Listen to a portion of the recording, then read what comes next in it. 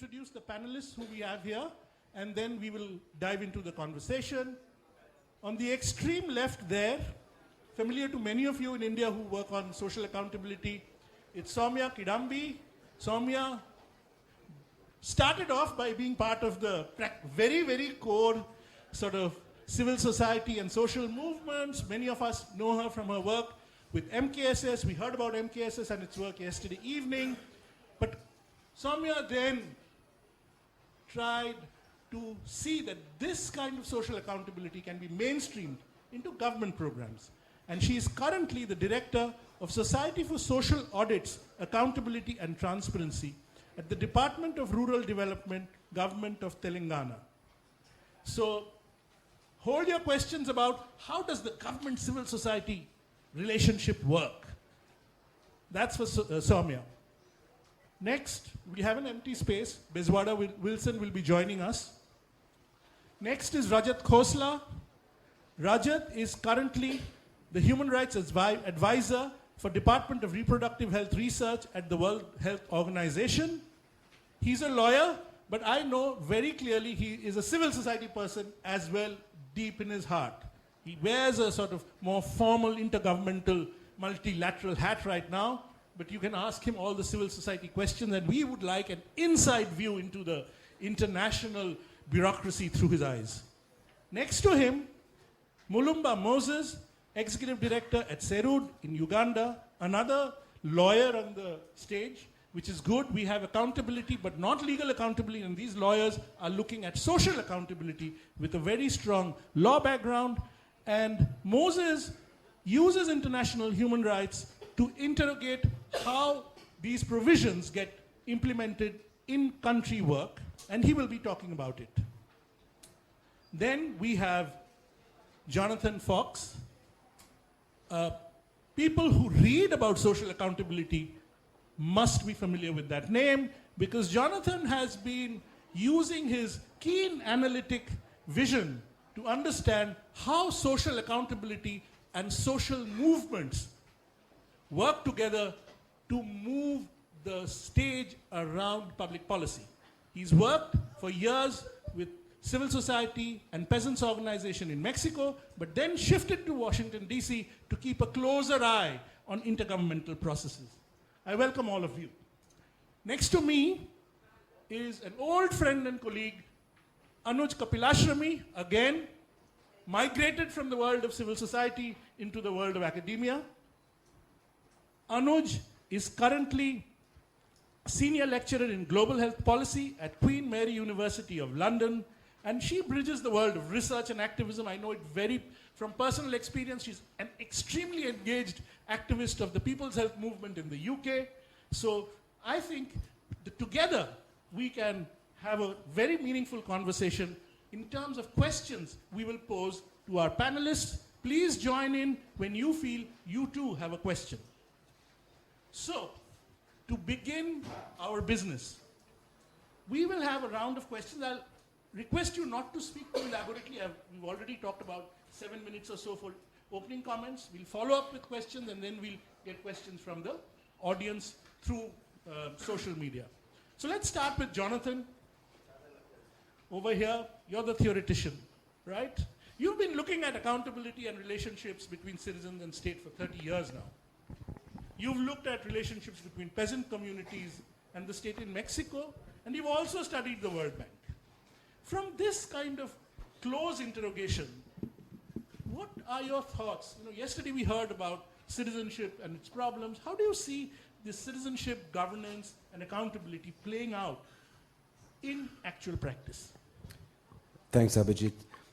I'd like to take this opportunity to reflect on three of the key words that are part of our conference theme, citizenship, governance, and accountability, in a broad sweep of history. If we think back to the period when COPASA was founded in 2011, and there's been quite a set of dramatic changes in the global context, and I want to just say a few words about both those broad changes and where COPASA fits in those broad changes. At that time, transparency, accountability reforms were spreading around the world at national, local, and global levels, across sectors, including health, Can you hear me? Back in 2011, the center of the mainstream center of gravity in the field was shifting, opening up at least some space at the margins for some institutional recognition of the legitimacy of community voice. And COPASA began to occupy some of that space. And at least in some places, some of the time, citizen action from below and policy reform from above seem to be coming together to create new possibilities for shifting power and including the excluded. If we fast forward today, we find ourselves at a very different moment in history. Back in 2011, many of us, for example, held very high hopes about the power of information. Yet we were not strongly focused on what we now see as the power of disinformation. This threat is now fully global. I don't have to tell you about that. But I mention this change in global context because it helps to frame the debates about the nature of the terms that we use, like citizenship, governance, and accountability. If we think of citizenship then and now, back in 2011, the mainstream of the emerging social accountability field rarely spoke of citizenship. Instead, mainstream international NGOs and international organizations used more of a discourse of clients, of beneficiaries, or of generic, undifferentiated local communities. And in contrast, COPASA's founders were talking about rights, the foundation of citizenship. If we fast forward to today, the difference is now clearer between those who see community voice as just a source of better data, linked with efforts to perhaps broker a few meetings with local officials, in contrast to the idea of citizens' rights to make claims on duty bearers who have a responsibility to listen. Plus, I would add a rights-based approach challenges the mainstream of the social accountability field internationally to take the threats of reprisals into account much more explicitly. And here we're going to have a whole session at this conference to take into account the implications of changing civic space for our work. Another relevant shift when it comes to rights from then and now involves the convergence between the social accountability and the legal empowerment fields, as discussed in the work of our colleague Anu Joshi. And here several organizations will be sharing their work to bridge community monitoring for health accountability, as in Guatemala, in Macedonia, and Mozambique, and elsewhere. And this approach focuses on the importance of community paralegals, the counterparts of community health workers, community paralegals who try to squeeze bits of justice out of unjust systems, who try to use the tools of law in spite of the lack of the rule of law. And these legal rights defenders coincidentally came together in their own global legal empowerment network, Namati, which was founded in the very same year as COPASA, in this moment of optimism and hope and possibility back in 2011. Another new way of thinking about citizenship that is relevant is to recognize that honest public servants are citizens too. And those who put the public interest first often run significant risks, and we need more creative approaches to recognize and support them. And so it's no coincidence that here at this conference we have a whole conference track to recognize the community health workers as crucial actors for accountability. And one last major change in the discourse since 2011 involves the challenge of how to balance the power of the term citizenship to evoke the right to have voice and standing at the same time as we address the risks that term has to potentially have exclusionary effects of leaving out migrants and refugees and the stateless. If we turn to governance, then and now, and last night Aruna reminded us of the very different ways in which that term is understood. Back in 2011, governance and health were seen, at least by most rights-oriented CSOs, as two very different fields, far apart from each other.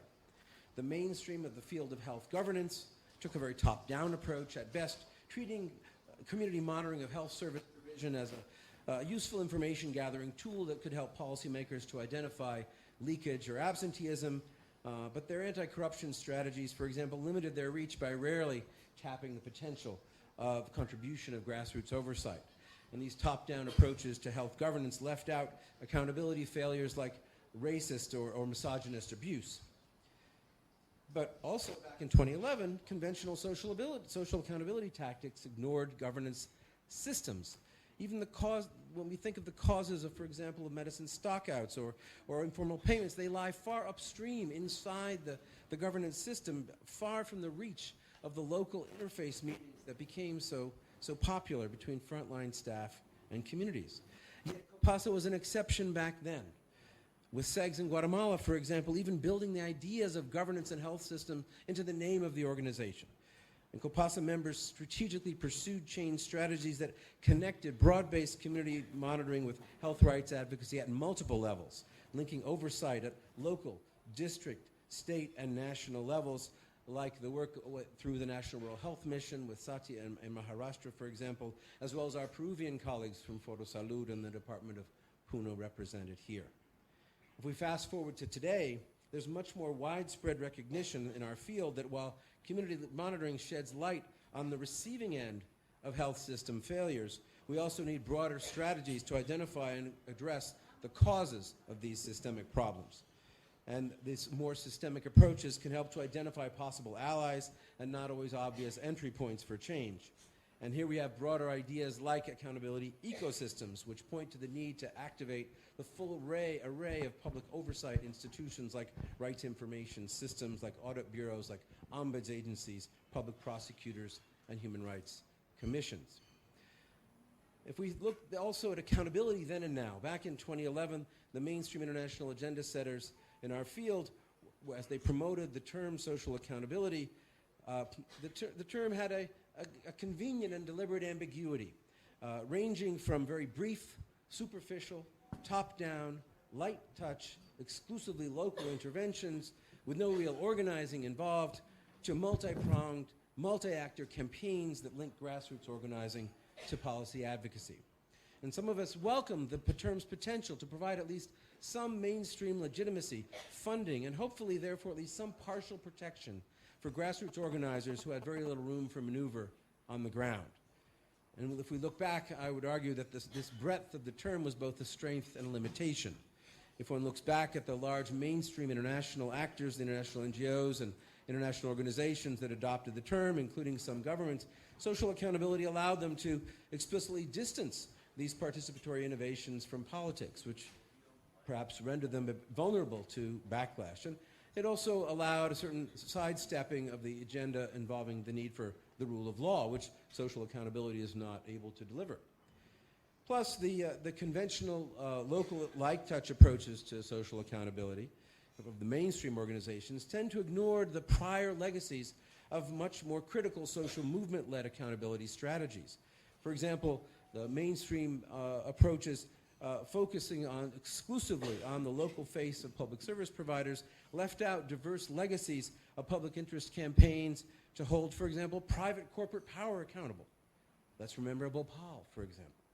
Again, on all of these fronts, COPASA was an exception, engaging constructively with the idea of social accountability to address systemic problems, including health rights violations.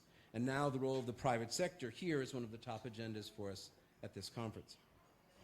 So these different uses of the term social accountability played out in the broader context of very different ideas of what the term accountability means more generally. Because accountability discourses mean different things in different contexts to different peoples in different languages. And one of the key issues that's at stake now in these debates is whether the whole idea of accountability is some kind of externally imposed notion, a tool of top-down control, or whether it emerges organically from below as part of democratic struggles to change the relationships between peoples and their governments. If we put it another way, and this has to do with the power of language that Aruna referred to last night, is the English language term accountability inherently technocratic and foreign, and therefore alienating, associated with financial reporting, box ticking, and surveillance, alienated from most cultures and pro-people local actors, or is the idea of accountability, in contrast to the term, perhaps understood in different ways in different cultures, a bright banner that we can fly above our democratic causes, grounded in power sharing and real checks and balances. And so this poses a challenge for us. The whole idea, as we're seeing in the current global moment politically, the whole idea of accountability cuts across political ideologies. It's extremely malleable. It can be appropriated and harnessed by a wide range of causes. And so it's really up for grabs, which is both an opportunity and a threat. In other words, the very idea of accountability is contested terrain. And this is where COPASA comes in and where all of us come in. We are part of that struggle to claim and reclaim the idea of accountability and give it the pro-people meaning that it can bring to us. Thank you very much.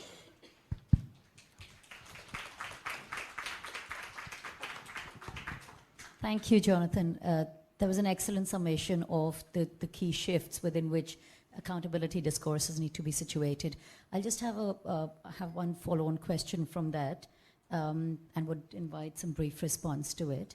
I mean, as you've already alluded to, I think the accountability discourses are being shaped and discussions happening in two very different kinds of worlds. So there is this one, and probably multiple worlds, right? And there's one world which is looking at accountability in discussions around good governance and aid effectiveness agendas and so on.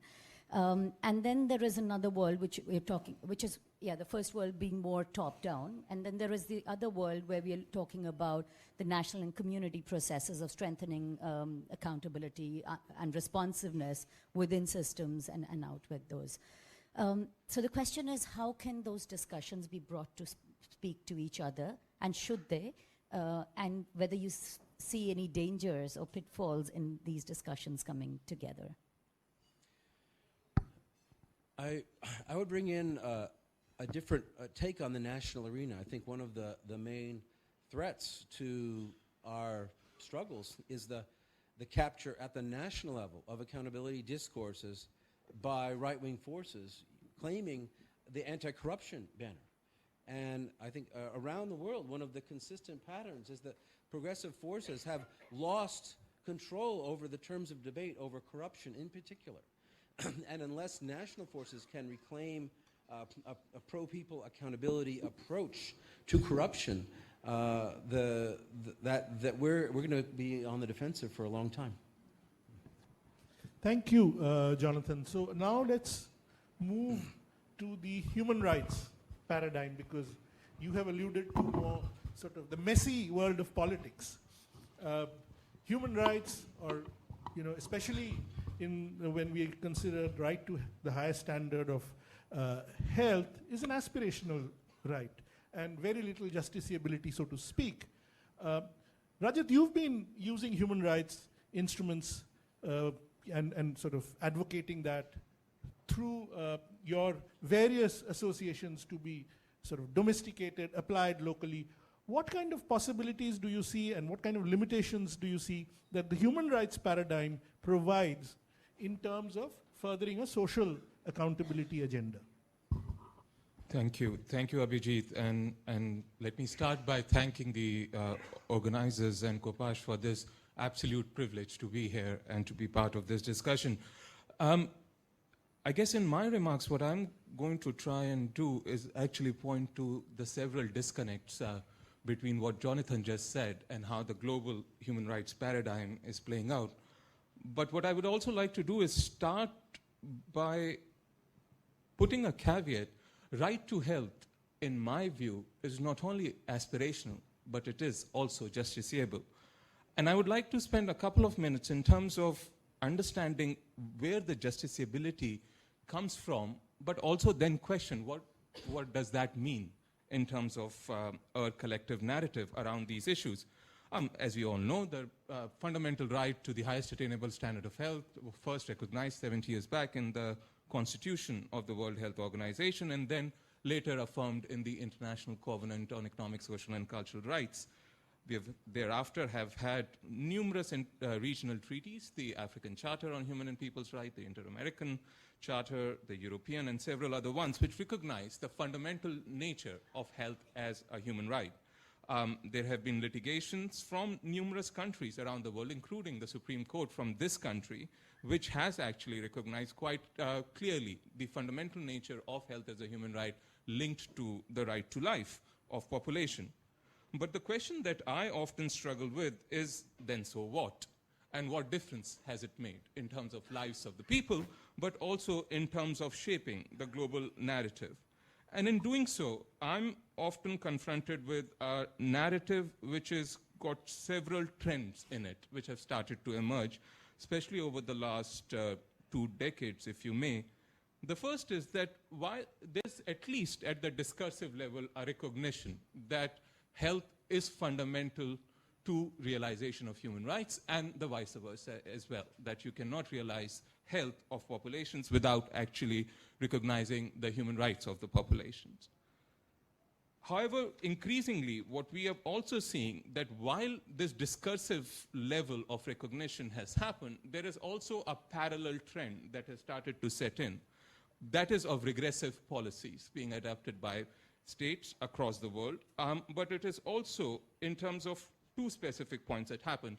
When we look at the operationalization and the domestic implementation, as you talked about, of the right, we all often have the argument that is being put forward of the context specificity of the country situation, which actually is argued to mean that the right is actually dispensable, not inalienable, as we would like to argue.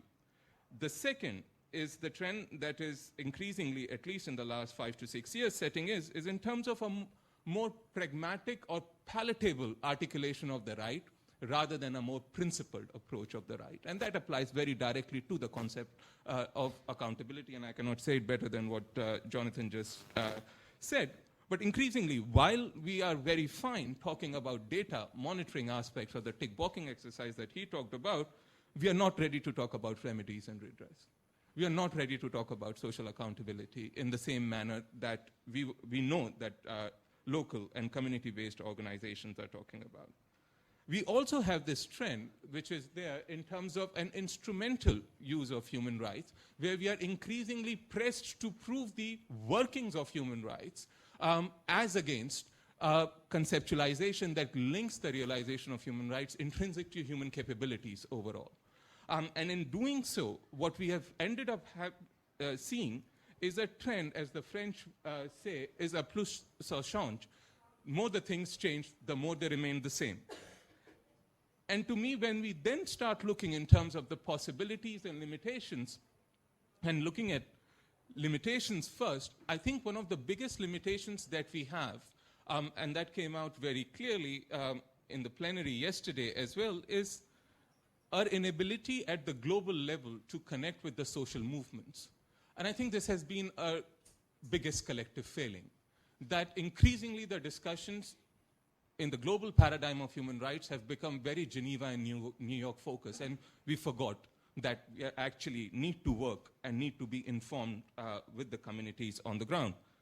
The second point is, and I cannot say it better than what was captioned in David Saunders' last piece in The Lancet, 1 step forward, 2 steps backward. And that, unfortunately, is very true.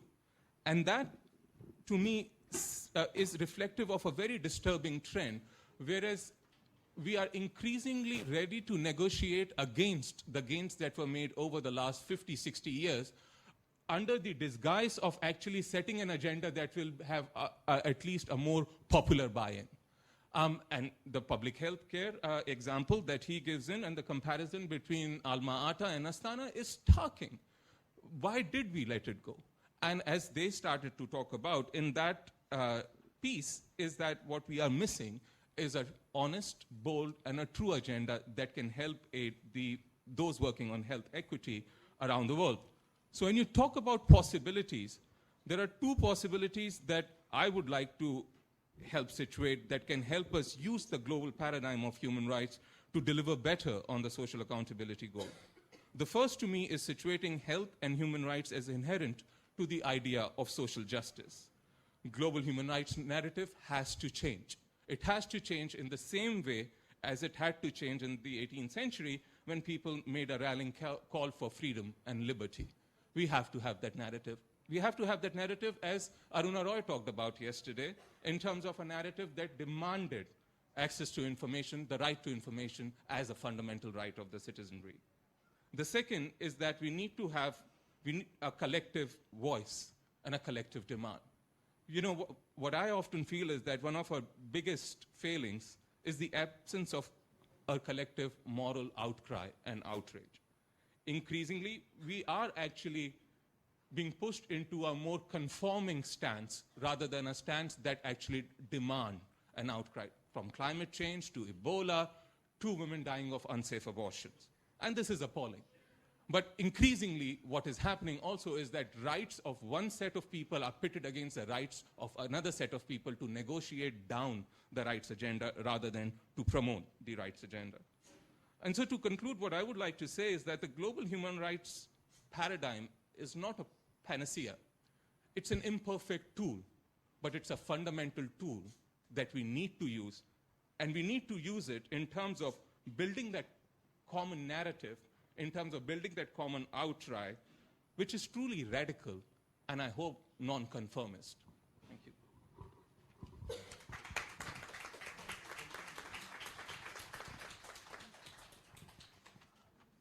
Thank you, Rajat, but I'd like to quickly welcome Wilson, who has joined us.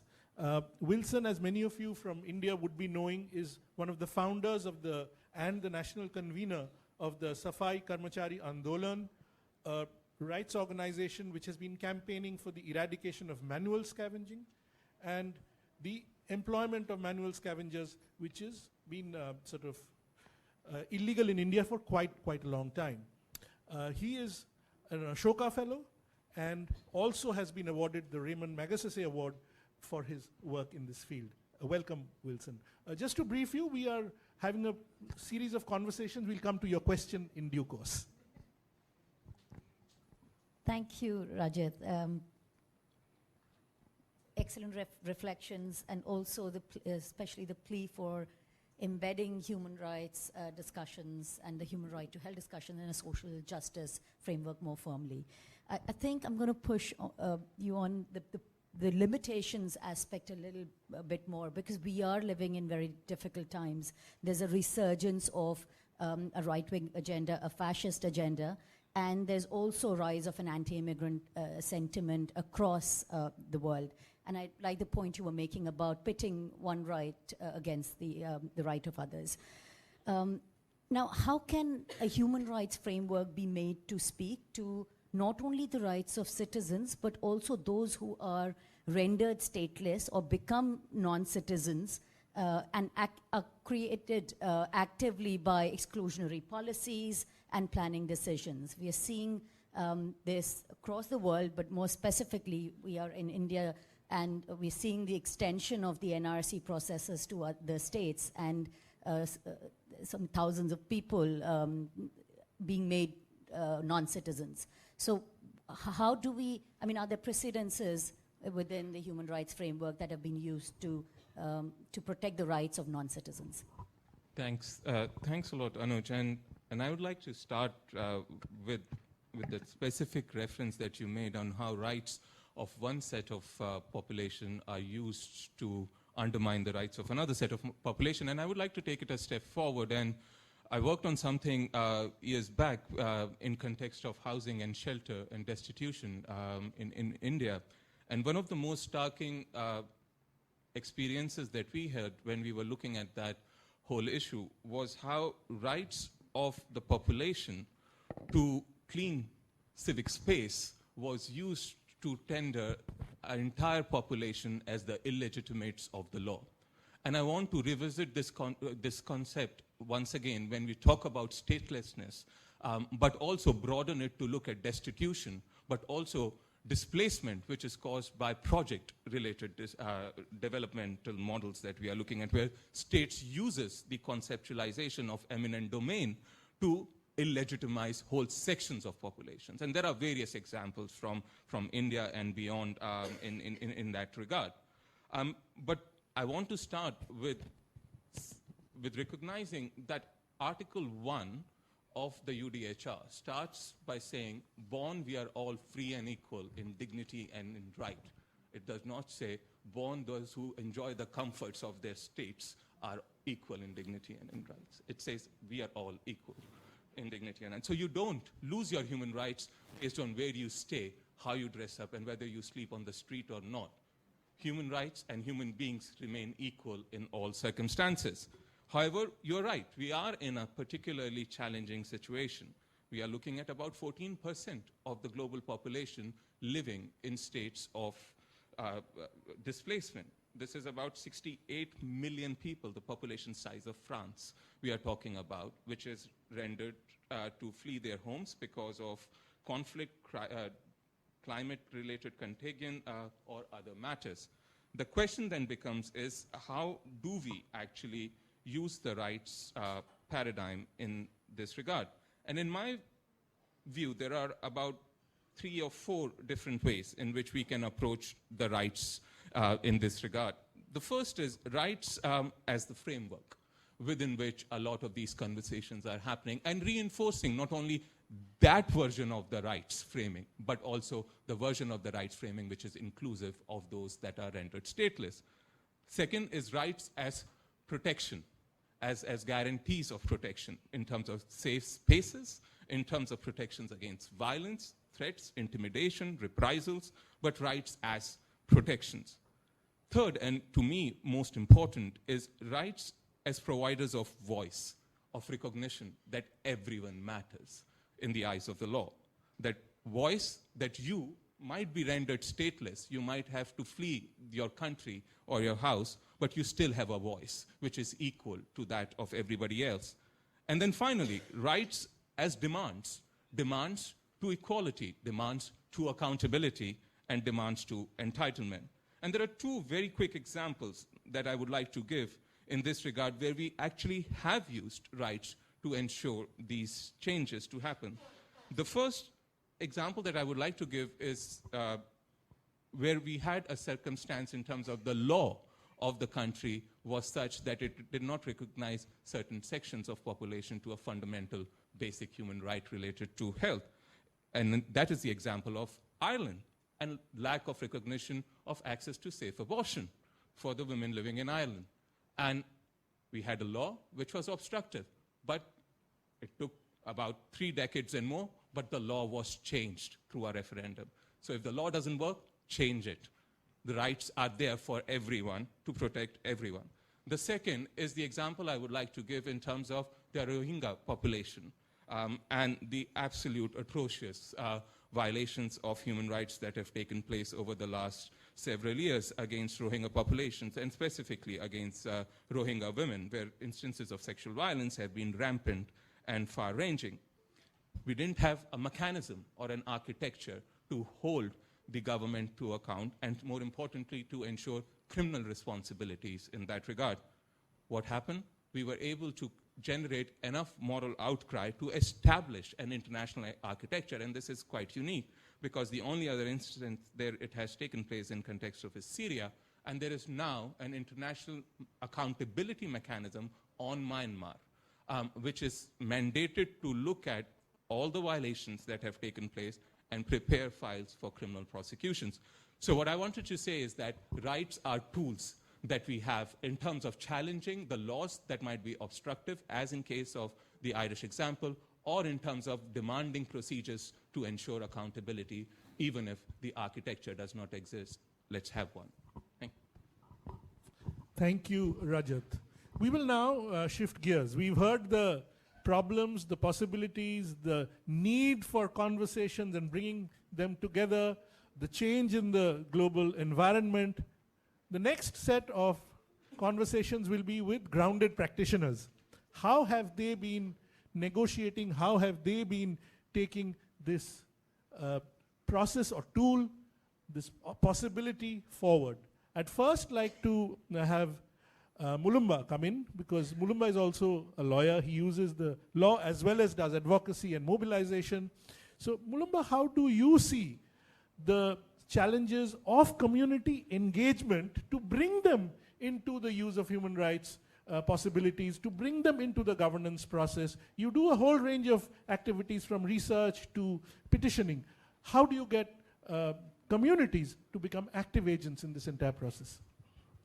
Thank you so much.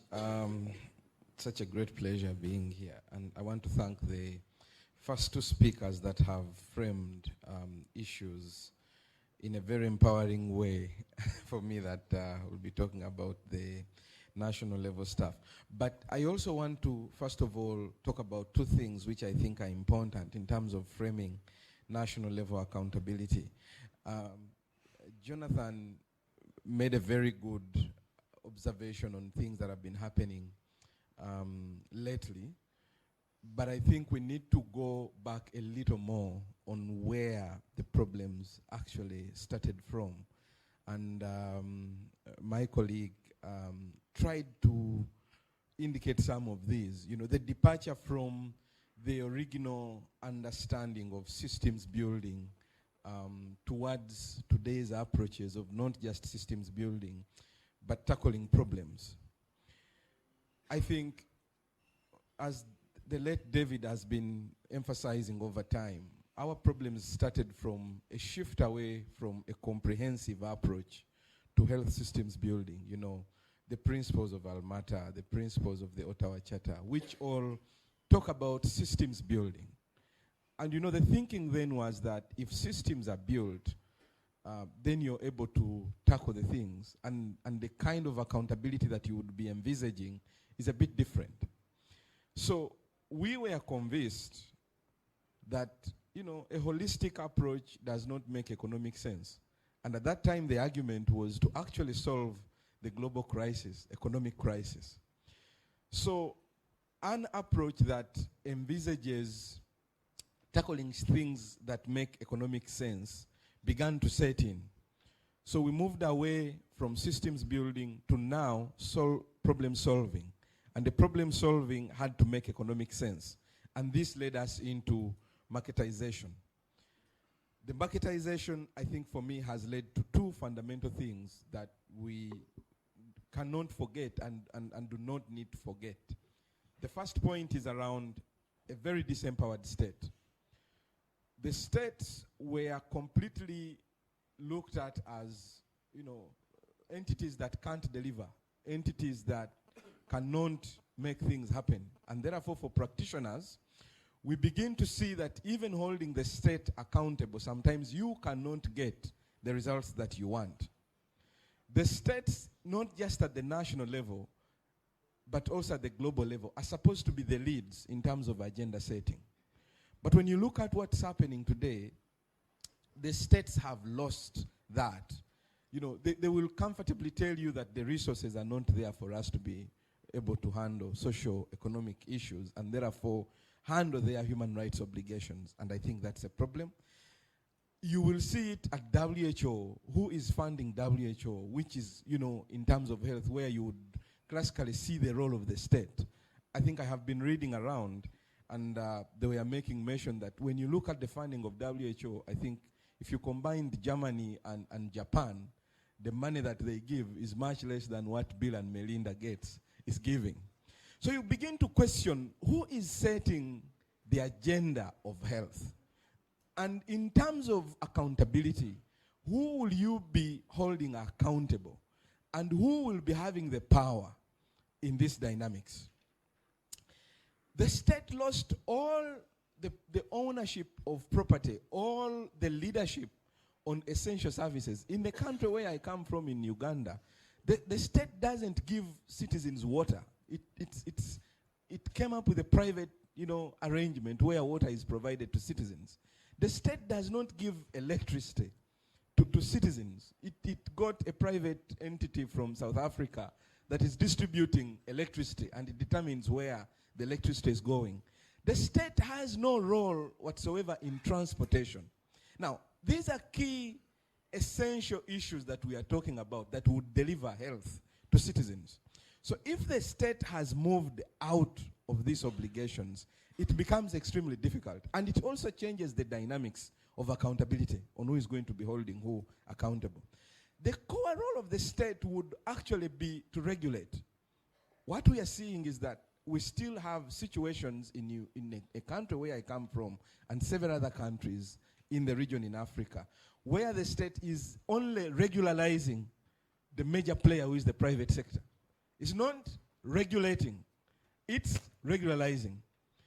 A classic example of Uganda where I come from, it is very rare to have a sector which has a law, a policy, and a strategy for implementation. We have seen that for the PPPs, public-private partnerships, around the last 3 or so years, we have consistently developed a legislation on that. We have developed a policy on it and a strategy for implementation. This has not happened in any sector. You'll find that a sector has a strategy, but there is no policy. A sector has a law, but there is no, you know,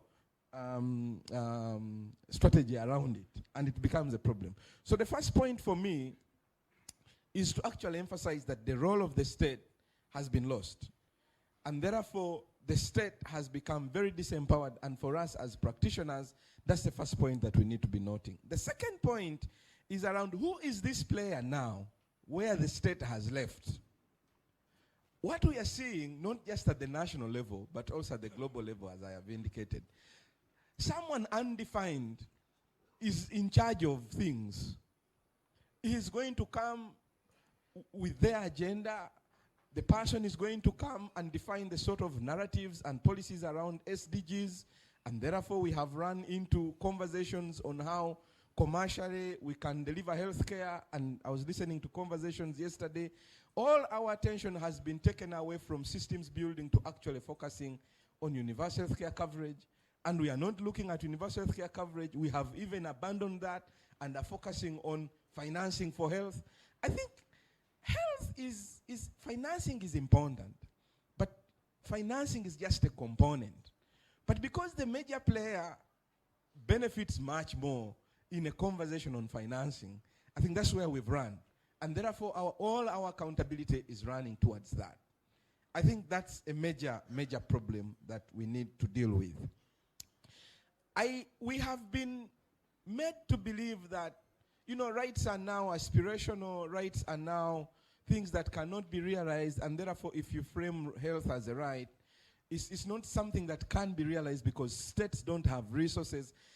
And we are fighting back. We are spending a lot of time writing articles on the justiciability of the right to health, rather than actually going to the principle, as you have indicated, an implementation of the principle that was envisaged in rights. The principle that was envisaged in rights is on humanity. States were supposed to be guided by the principles of rights to take forward humanity. That conversation has been lost as we speak. We are in a process conversation that are really rights making sense? Should we continue to have a conversation on rights? And all the energy is actually now focused on that, which I think is a problem. Because of the departure on that, we have also moved away from the commitments that were actually created as guidance on how the states are going to be committed. And the conversation is not about the commitments of states in human rights. It's actually conversations that are still focused on whether states can afford these commitments.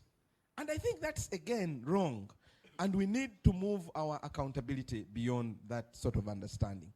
I think the rights framework was also supposed to help us to look at obligations beyond our borders, beyond Uganda, beyond Kenya, beyond India, beyond the countries, such that we begin to look at this humanity cause from a perspective of a global, solidarity.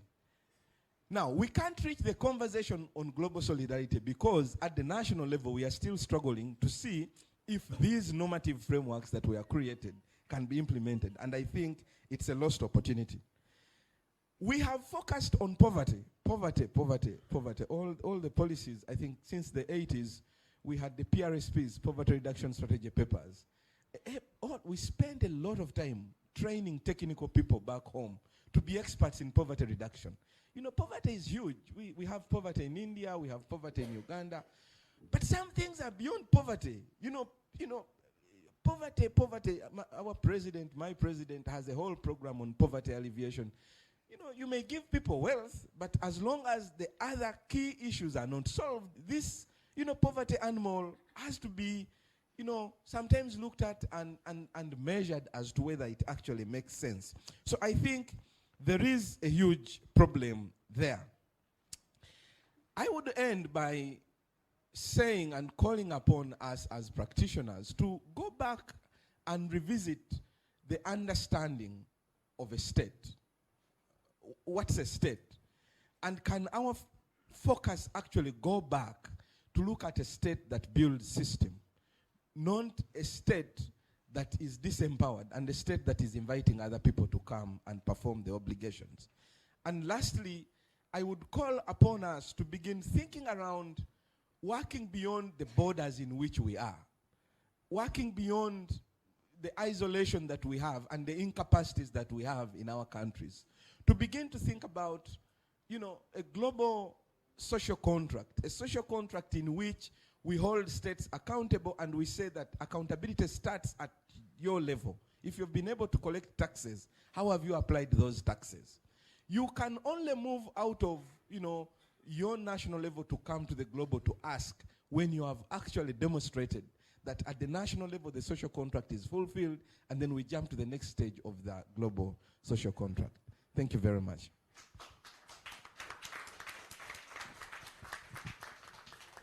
Thank you, Moses, for reminding us of the context in which we are situating these debates and demanding the right and the right to health. Before I ask you a follow-on question, I just want to remind everyone to join the conversations by sending us your questions on WhatsApp. The number was flagged early on, and we can flag up again, probably. Yeah? Yeah, okay, great. There's a +91 in front of that. So, Moses, thank you. I mean, I think you've laid out the context very well. There is a hollowing out of state, and there's an increased trend of marketization and also financialization of health and healthcare. We're seeing increasingly donors, and I've been involved with this study where I'm looking at 5 different donors sending out money to the private sector through financial activities. And blended financing and other innovative mechanisms of financing, where a large part of the public money is going to private sector to increase and extend privatization in healthcare. So against that, the backdrop where we are talking about disempowered states, can you also reflect on some innovative practices or resistance and strategies that have been adopted to enhance transparency in these public-private partnership type of engagement in the health sector, and also holding for-profit sector to account for the impact it is having on health systems? Thank you so much. First, I think it's a mix of approaches. It would be very difficult for me to say that we can make a distinction between national level interventions and global level interventions.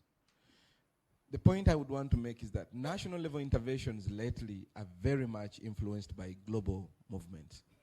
In fact, the decisions at the global level determine what we do at the national level. If you wanted to make any interventions today in Uganda and you do not make mention of the word Sustainable Development Goals, you're not going to be entertained in any office. So, certainly, the first thing is to understand what are these global conversations? What do they mean for us at the national level? So I think innovative approaches should be able to envisage that the interventions are happening both at the global level but also influencing the national level, as a first point. The second point is that we have traditionally had approaches. I work in legal empowerment and social accountability field. I am increasingly realizing that legal empowerment cannot work in isolation of social accountability. Because, social accountability continuously gives evidence upwards. But also if you overdo social accountability and you're not holding people legally accountable, it's a problem. So I think the second innovation for me would be to see how do we combine these traditional approaches that we've been having in a way that complements each other, such that we move away from saying, I'm a lawyer and therefore what I understand is legal accountability and I'll focus on that. It will not give result if social accountability is not happening. The third point, I think, for me would be access to information. Our empowerment, our accountability starts with information that we do have.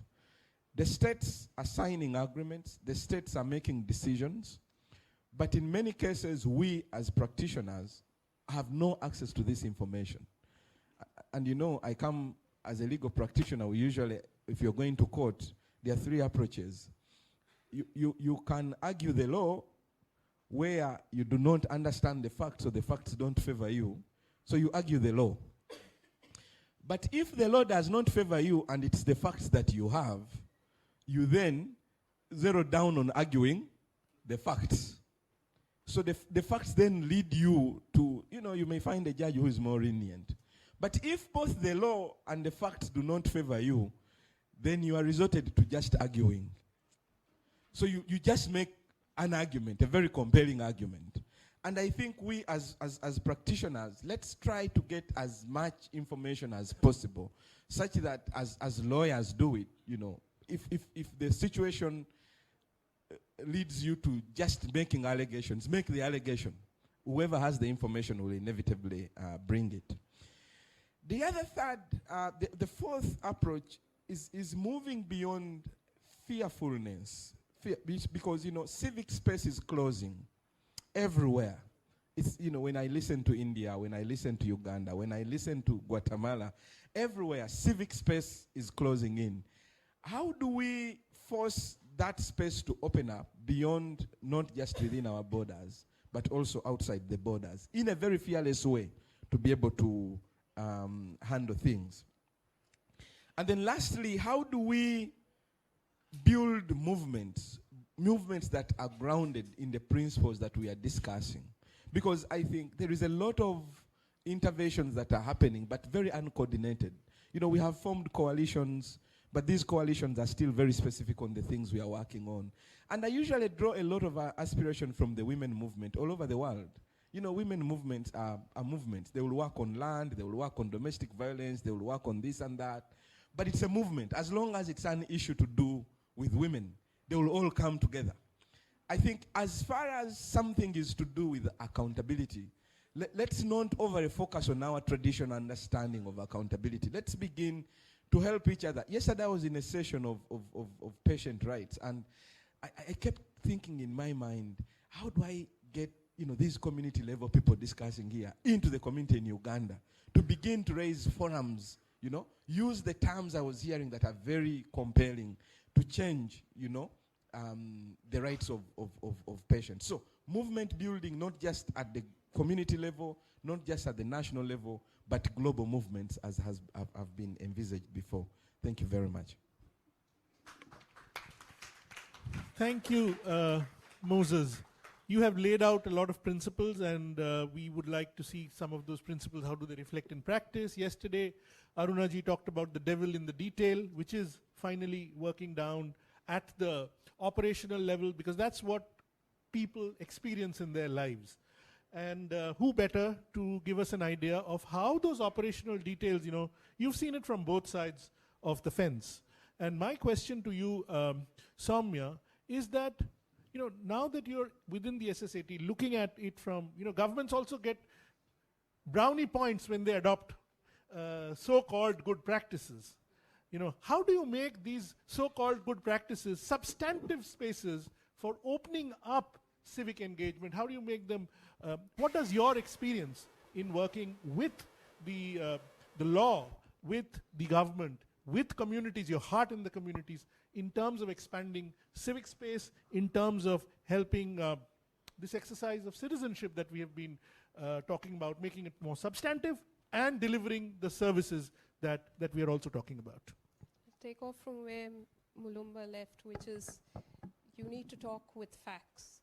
And I think my own experience of moving from a movement, a social movement like the MKSS to government wasn't easy. I mean, the thought that there was a paradigm shift from working outside to working within.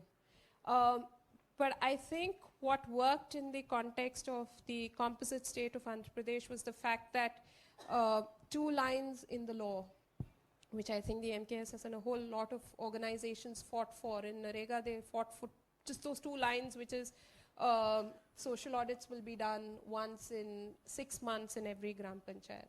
Nobody had a clue what a social audit was. I mean, everyone knows from civil society point of view about public audits, Jan Sunwai, but what was social audit? Now, there was one state, a very willing bureaucracy right at the top, and a very willing political space, you know, which was open to considering having a social accountability set up to do social audits. So what started as an experiment, and I was involved in the experiment. I initially stepped in to say, okay, let's see where it goes. The fact that that experiment started in 2006 when the NREGA law was passed and first began to be implemented in the state of Andhra Pradesh and across the country. And now literally 12 years on, out of which 10 years I've spent as director of the social audit institution, tells me that yes, spaces open up, spaces shrink. There's no doubt about it. Yet, as on date, to be able to carry out a social audit exercise in every single village of a state, making sure that every single rupee that's been spent under Narega is audited by citizens and through facilitators. Again, 90 to 95% of the facilitators in the social audit process are from marginalized communities. I'm very proud to say I follow no roster. 95% of them come from marginalized Dalit families, all of them first generation literate, all of them right there, spunky, ready to question the state. And this is state sponsored. This is something the state is funding, that the state has an obligation towards its citizens to ensure that there is space for people to be able to come and question. I mean, we are electing our representatives, and we begin to fear our representatives once they sit in positions of power. They dictate policy, whereas policy should have been ours. We are the ones who are supposed to decide what policy is. Where is the space for that kind of discussion on, in terms of, you know, even a pre-legislative discussion to say that this is the law we want to bring in, what is the opinion of the citizens? And I feel, unfortunately, one part of citizenship engages, one part feels that whatever Sarkar is doing is fine. And so I think within that space of social accountability, even something like ensuring that there is 0.5% or 1% funding for these social accountability institutions to be set up. I was very conscious when I set up the organization and named it, that I didn't call it only a social audit society. We called it a society for social audit accountability and transparency, because social audit is only one part of a much larger canvas of social accountability and social accountability tools. Also, the fact that the social audit or social accountability principles are not limited to just one set of people or something that's written in terms of saying, okay, the majority says this. What the social accountability exercise actually ensures is that every individual has the right to speak, every individual has the right to be heard. So if you hear, I mean, if you come to any of our social accountability, the social audit public hearings, every individual who has a grievance, either in the Gram Sabha or in the public hearing, is given an opportunity to raise a question. Now, if you look at this in the context of health, we've done fantastically well with schemes like the midday meals, with NREGA, with ICDS. With health, I feel somewhere there's been a tentativeness even from government side to engage. But I feel that this is one space that really needs to open up. We really need to push the boundaries. I mean, just looking back, if you've seen in the last year or two, you've had public instances of doctors working in government hospitals being lynched, being pulled out and beaten up by people who are unhappy. Why is that happening? There is so much of a disconnect between citizens and service providers. There is, everything now is IT based. I mean, like you said, you can send your questions through IT. We are told, aap mat aao. Please send us your, you know, if you have a problem with government, just send us a WhatsApp. Send us a message. I would like an interface. Why do I need to resort to something that is completely, you know, impersonal in terms of these IT platforms? And we don't know whether it's a robot that's sitting there and responding, or, you know, a person who's responding. So somewhere or the other, I feel that within the social accountability space, working with government for me has been an experience that we've had great times, we've had really bad times, we've had times when we've been seen as, you know, been treated very indifferently, but we haven't been killed. We haven't been maimed, which means none of our facilitators have ever been physically hurt. In fact, government takes responsibility for both the institution and the reports. And the fact that the institution is still today continuing robust, no matter, I've seen 5 governments come and go in one state. I've seen a state bifurcation happening, setting up 2 institutions parallelly so that no one state would be denied the institution. And I've found that at the end of the day, governments also want to look good. You know, they want, social media has this huge power on the way in which governments respond to what a citizen is saying. They don't like negative reports. I mean, that's also partially the reason why the minute you have a social accountability exercise, the first thing they're worried about is, ki, what is the worst that we are going to hear? I mean, there was a time at least 10 years ago when I remember one of my commissioners telling me, I said, you know, it's not going to be very nice. You'll hear a lot of things that are not going to be very pleasant, especially when you're the implementing agency, you might not like it. So he turned around and said, this is for me like an MRI. It tells me I'm investing so much money, so much effort, so much energy into this program. And if at the end of it, what we are getting out of it is not what the optimum that we want, then this is the best possible way for us to be able to address it. So having looked at the way governments have reacted, and if I tend to sit back at times and crib, because when you've seen something really good and you feel you're going through a bad phase, you feel ki kuch nahi hua hai, nothing's happened. But if I start with just 2 lines in a law, giving us the space to set up a social audit institution, the fact that it's an independent institution, in 12 years I've never been asked to replace a report of mine. Whatever report there is goes on to the public domain as is in Telugu or in English. Anybody can access it. There are no restrictions in terms of downloading it. If you look at the fact that 1% funding has been committed by government, central government now, to this particular institution. If you find that there are social audit standards that have been issued by the Ministry of Rural Development in consultation with the Comptroller and Auditor General of this country, if you see the kind of guidelines, the fact that there is a complete interest in the way in which this institution is going to be functioning and the outcomes of these social audits. Now, in fact, the MORD on a regular basis asks, what is the follow-up? What has happened to all the issues that have come to you all? How have you disposed it? Have recoveries happened? Has action been initiated? Have people been terminated? 36,000 people being acted upon in 10 years in one scheme, in the form of fines, in the forms of being removed from their jobs or suspended or disciplinary action being taken against people. That's not a small thing. I mean, even for a state government or for the central government or for citizens who've been involved in this entire exercise, it's something to feel very proud about. And I think there are times when, as civil society activists, we feel that spaces are shrinking, but we've still got one foot through the door. We just need to put our might to push the door wide open, and I am sure we can push it. Last but not least, I feel that we really have reached a point where, and this goes across all schemes, all sectors, we really need a social accountability law. I feel that citizens, the onus of bringing an issue to government is that of the citizen. What is the government's onus to address that particular issue and say, this is going to be time-bound, I'm taking responsibility for it? That can't be the citizens, that has to be governments. And I think that a lot of us feel we already have a lot of laws. But yeah, where the RTI stops with giving you information, social accountability will actually ensure that any action that comes out of that information by citizens will have to be acted upon by government.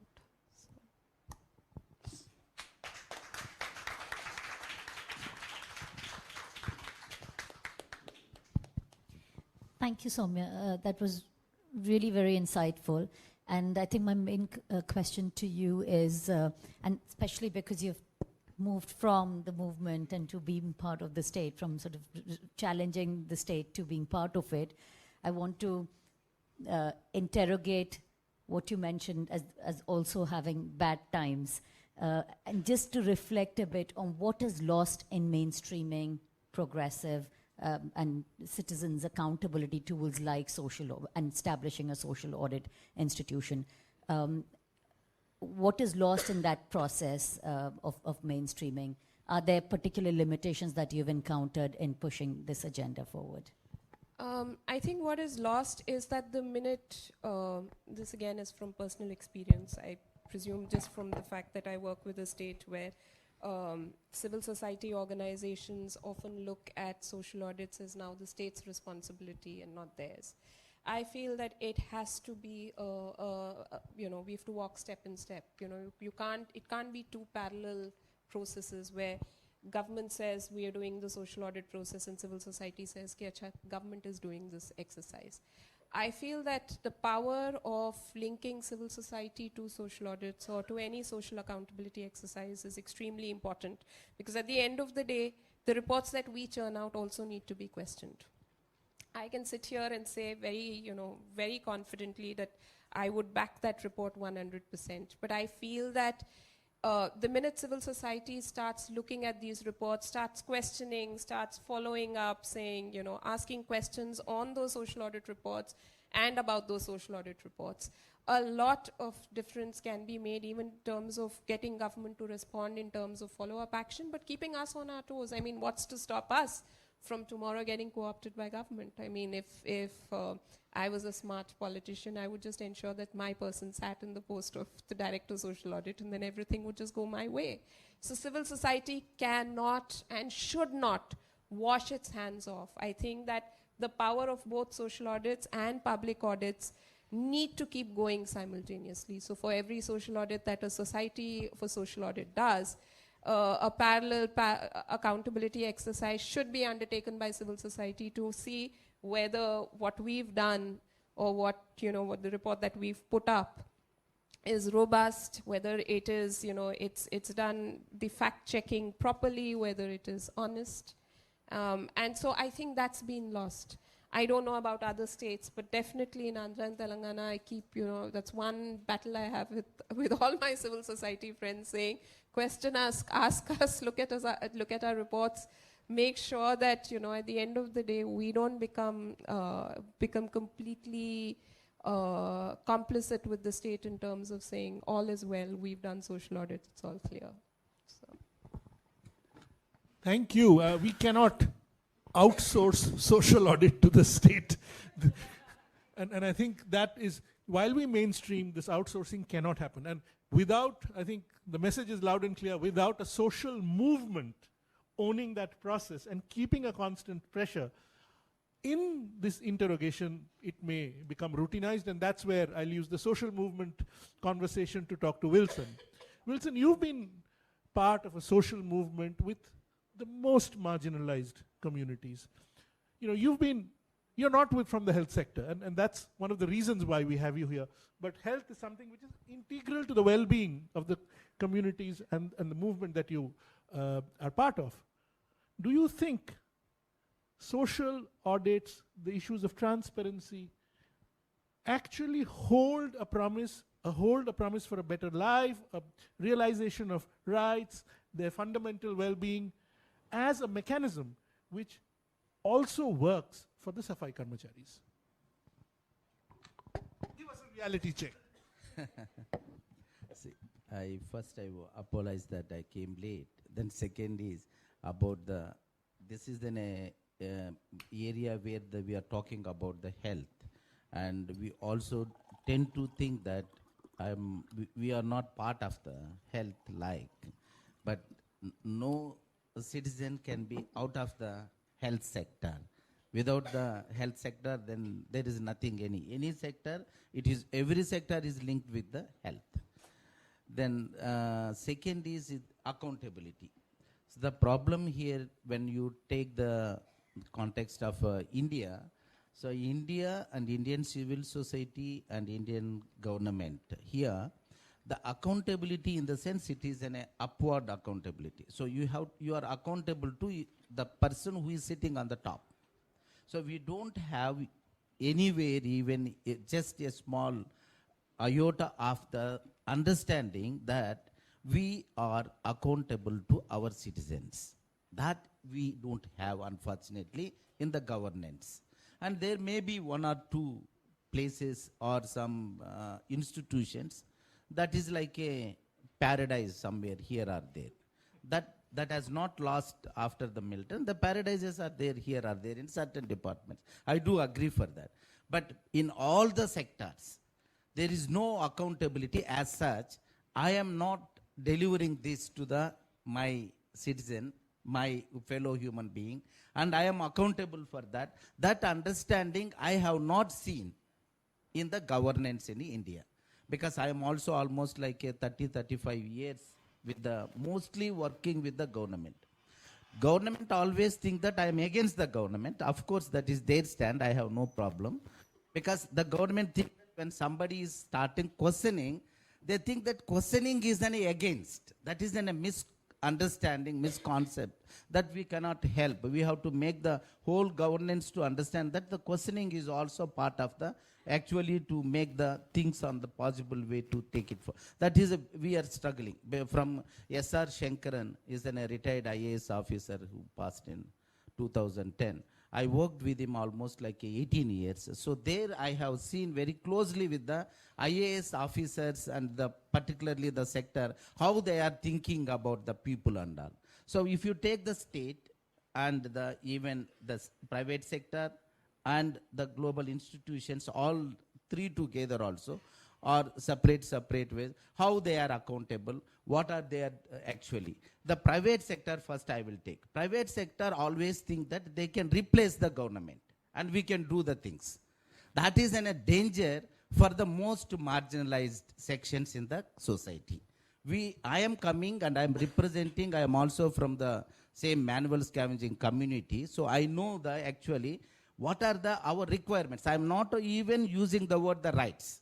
Of course, we do have a rights, there is no doubt, but requirements as a sanitation workers. So many private sector institutions now they come within a cooperative society, this, and they introduce a contract labor, and they see that's what I want. You want to provide the health and the sanitation facilities to the right to sanitation for other citizens, but at the same time you are violating the rights of the people who are providing the sanitation.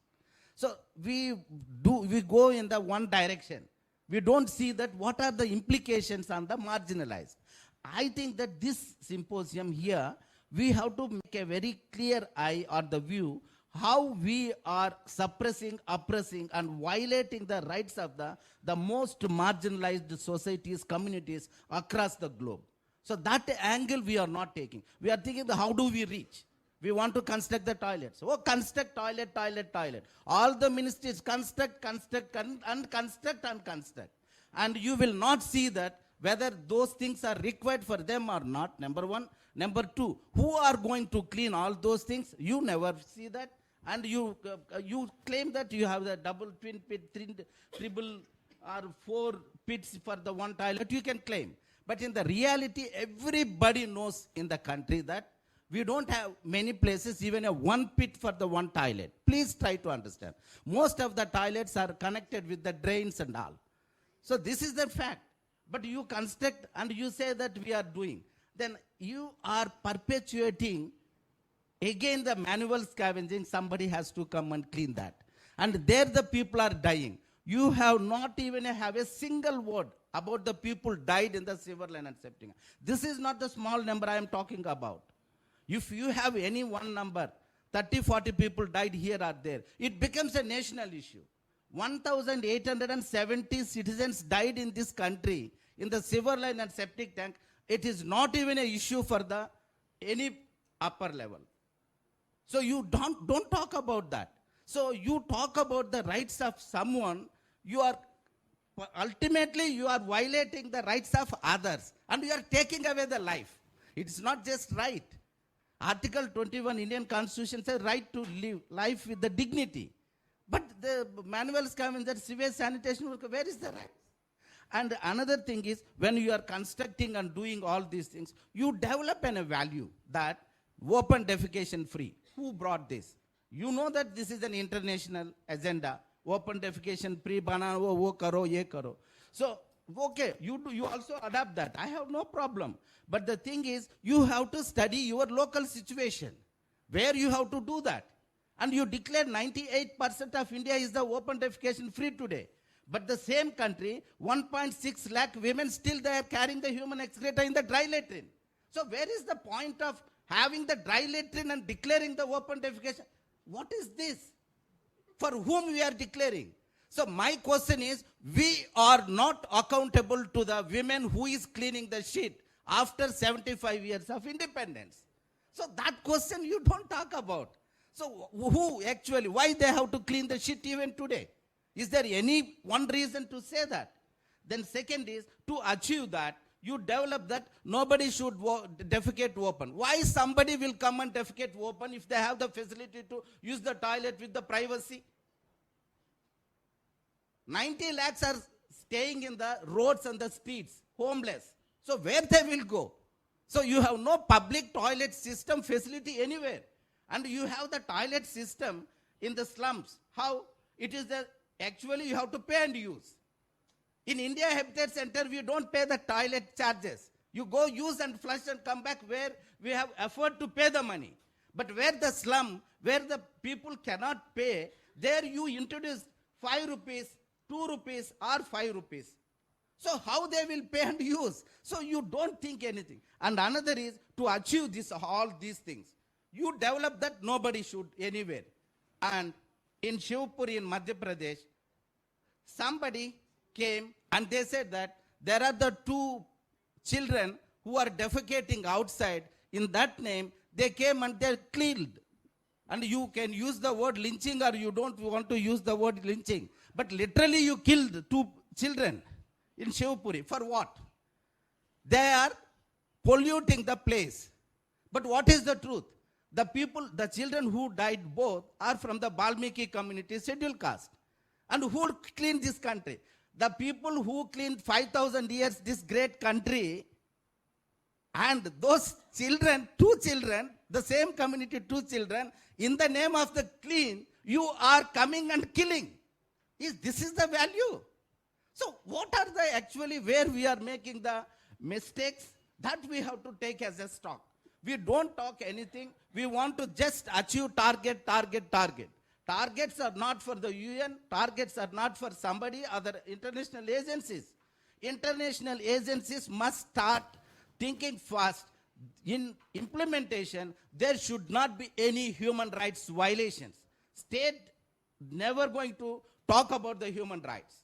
The international agent. Second, private sector, they have to facilitate the process of the welfare state. It is not alternative to the state. And the state must actually turn back and look actually how do we actually accountable to our own citizens, particularly the marginalized, voiceless.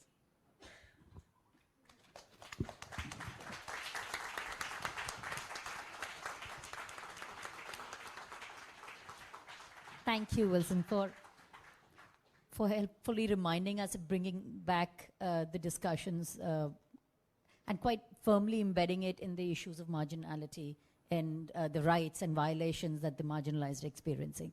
I think I just want to unpack that notion of marginality a little bit more, and I want to understand, so you clearly alluded to the issue of caste. I also want to understand how the movement has, and to what extent the movement has addressed the intersections of the social locations of people who are in the manual scavenging.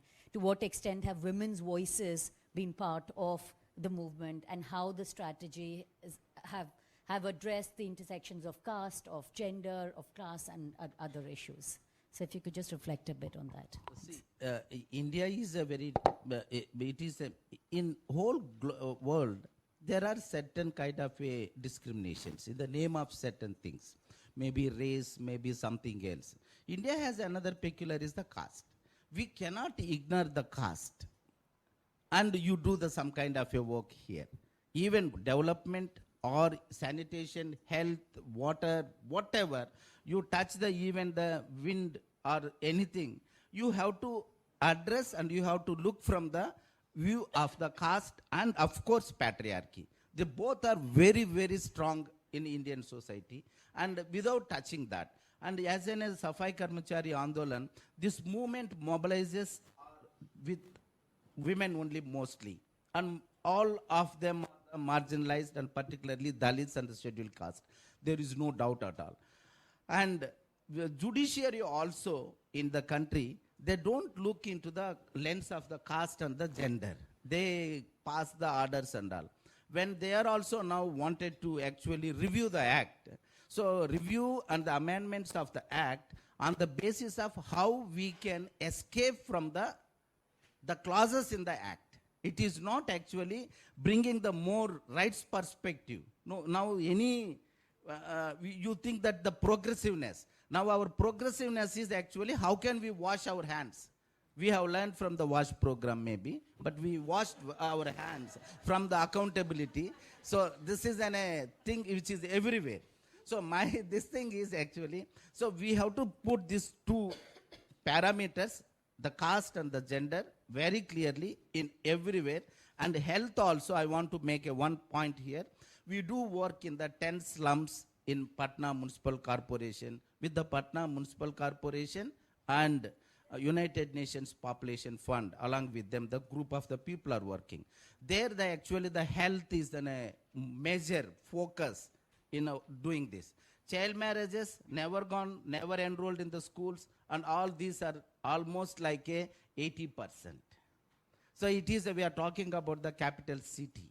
And the health facilities, the municipal corporation or the government supposed to provide, like one ambulance. It is taking 9 months, still there is no ambulance. So we do make a big plans, but we are unable to actually deliver even a small things, which can provide the minimum basic amenities to the citizens. Thank you so much, Wilson. I'm doing a rethink about what I thought would be a more democratic process. Either we have been extremely enthralled with what's the conversation here, or we have been reluctant to ask questions, because we have not received a single question.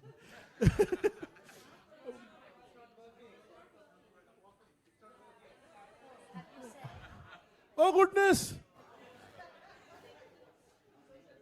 Okay, social media, please, technology, we need, like every time and everywhere, technology has huge birthing problems. So I think we'll have to. Huh? Okay, I'm so sorry, but I think we've had a very stimulating panel. It's come at the issue of citizenship, it's come at the issue of governance, it's come at the issue of accountability from very distinctive points of view. And I don't want to do any kind of summary, because that would be disrespectful in many ways. What I would like all of you is to hold these questions, hold these thoughts during the day. Because what is important is there have been deep interrogation and also spaces for hope. And we do, as we talked about yesterday, we are after all professionals of hope. So without that hope, we would be just cynical, we would not be here. So holding on to those questions, but holding on even stronger to the hope and the issues that have been flagged by all our 5 panelists here, I do hope you go through the rest of the day and the symposium and are able to get deeper answers, more meaningful insights for yourself and together. I think the important point is when we talk with marginalized communities, it has to be solidarity, solidarity, solidarity. Thank you all, and let's now have tea.